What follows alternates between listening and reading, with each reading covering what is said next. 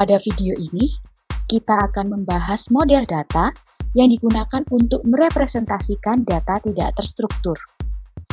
Pada kasus ini, kita akan singgung sedikit tentang gambar, namun kita akan bicara lebih banyak tentang teks.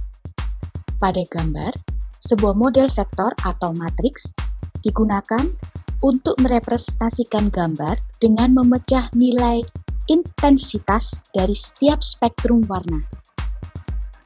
Baris pada matriks berjumlah 3 merepresentasikan 3 spektrum warna yang biasa digunakan untuk menyimpan nilai gambar, yaitu merah, hijau, dan biru.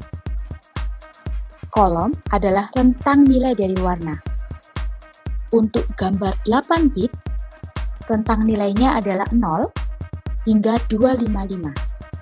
Namun, biasanya jumlah kolom ditentukan berdasarkan nilai suatu range.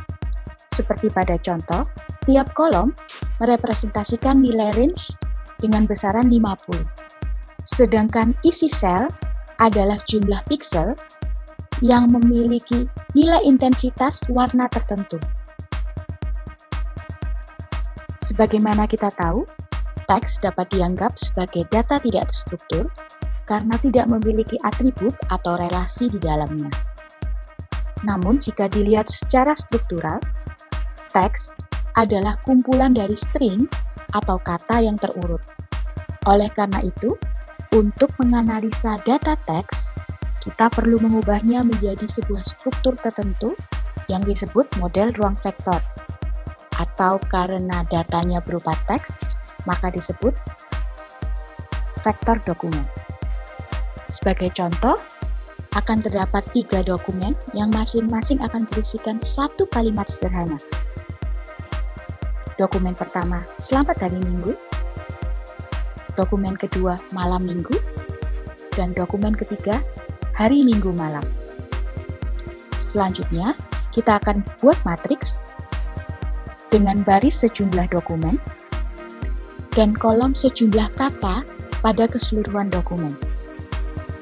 Dengan menggunakan contoh di atas, maka matriks ini mempunyai 3 baris karena hanya memiliki 3 dokumen dan memiliki 4 kolom, yaitu kolom selamat, hari, minggu, dan malam. Lalu kita simpan jumlah setiap kata dalam setiap dokumen. Analisa teks yang paling umum dilakukan adalah mencari dokumen mana yang paling relevan terhadap sebuah kata. Prinsip analisa yang sama yang digunakan oleh Google Search. Analisa ini kemudian dikenal dengan information retrieval. Kali ini kita akan bahas metode yang paling sederhana dari information retrieval, yaitu TF-IDF. TF atau term frequency adalah seberapa sering sebuah kata muncul di sebuah dokumen. Secara matematika, TF dapat dihitung dengan jumlah kemunculan sebuah kata di dalam dokumen dibagi banyaknya kata di dalam dokumen. Jika kita kembali kepada contoh sebelumnya dengan dokumen ini,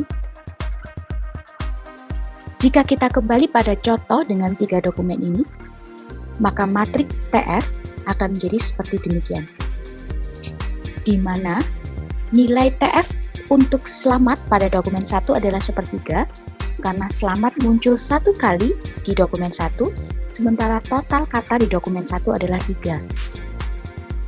Demikian pula untuk kata minggu di dokumen 2 memiliki nilai TF setengah atau 1/2.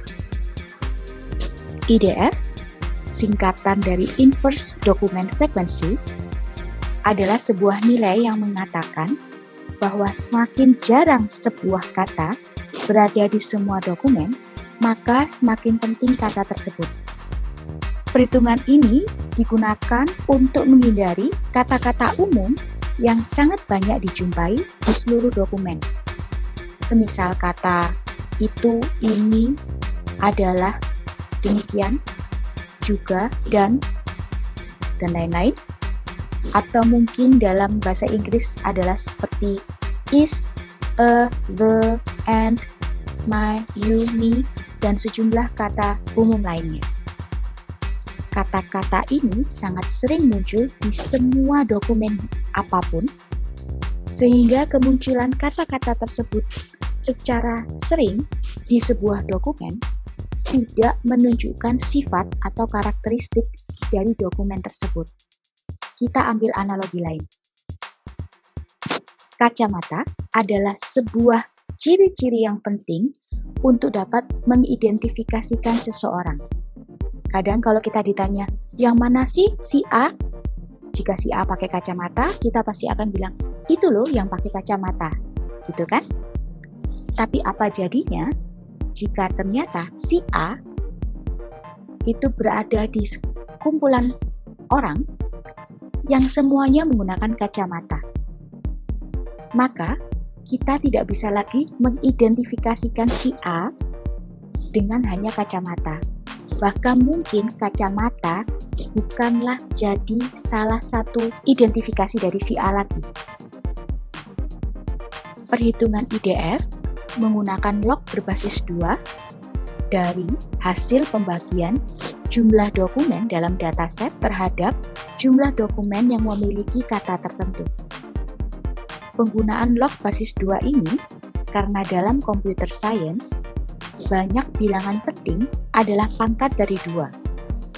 Sehingga untuk inverse-nya, kita gunakan log berbasis 2.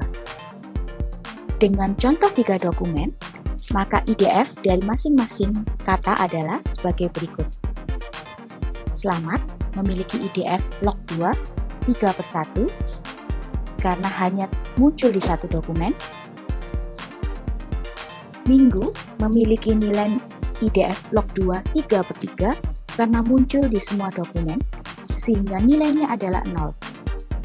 Dapat kita lihat di sini bahwa kata minggu pada dataset 3 dokumen ini menjadi tidak penting karena muncul di setiap dokumen. Dengan kata lain, kita dapat bilang bahwa IDF menghukum kata-kata yang terlalu umum di dalam sebuah koleksi.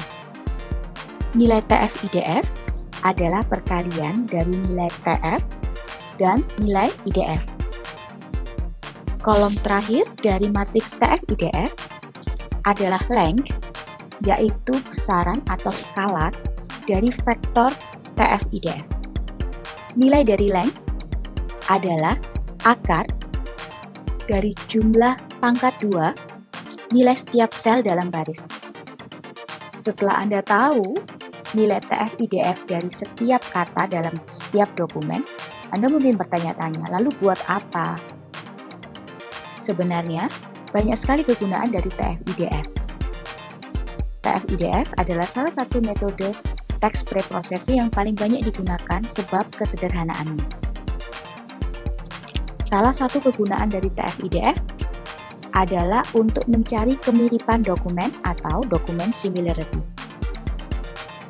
Terdapat beberapa cara untuk menghitung kemiripan dari dua buah nilai. Salah satunya adalah dengan perhitungan kosinus. Sebagai contoh, untuk menghitung kemiripan dari dokumen 1 dan dokumen 2, maka kita lakukan perkalian titik dari vektor-vektor dokumen 1 dengan vektor-vektor dokumen 2, dan hasilnya dibagi length atau nilai skalar dari dokumen 1 dikali nilai skalar dari dokumen 2. Pada contoh ini, hasilnya adalah 0. Dalam trigonometri, nilai 0 pada kosinus menandakan bahwa dua buah vektor berada pada posisi tegak lurus atau saling berjauhan. Sedangkan nilai 1 didapatkan dari dua buah vektor yang memiliki sudut 0, atau dengan kata lain, dua buah vektor tersebut adalah sama. Sehingga semakin besar nilai kosinus, maka semakin mirip dua vektor tersebut. Pada tabel di bawah, dapat Anda lihat bahwa yang memiliki kesamaan terhadap dokumen 1 adalah dokumen 3. Lalu apa kaitannya dengan Google Search? Cara yang sama dapat kita implementasikan. Keyword yang kita ketikkan akan dianggap sebagai dokumen. Sebagai contoh, misalnya kita ketikkan keyword selamat malam. Maka akan dibuat sebuah dokumen baru dengan kata selamat malam. Lalu dokumen keyword tersebut dihitung TF-IDF-nya bersama dengan koleksi dari dokumen yang dimiliki oleh Google untuk kemudian dihitung kemiripannya dengan dokumen-dokumen lain yang berada pada koleksi Google. Dapat dilihat hasilnya terhadap 3 dokumen yang tadi bahwa keyword selamat malam memiliki kemiripan dengan dokumen 1 dengan nilai kemiripan 0,698. Tentu saja, Google telah mengembangkan algoritma pencariannya agar menjadi lebih akurat. Salah satunya adalah menambahkan algoritma PageRank di dalamnya. Jika Anda tertarik, Anda dapat menonton video tentang algoritma PageRank pada bagian sesi tambahan. Next, kita akan bahas model data graph.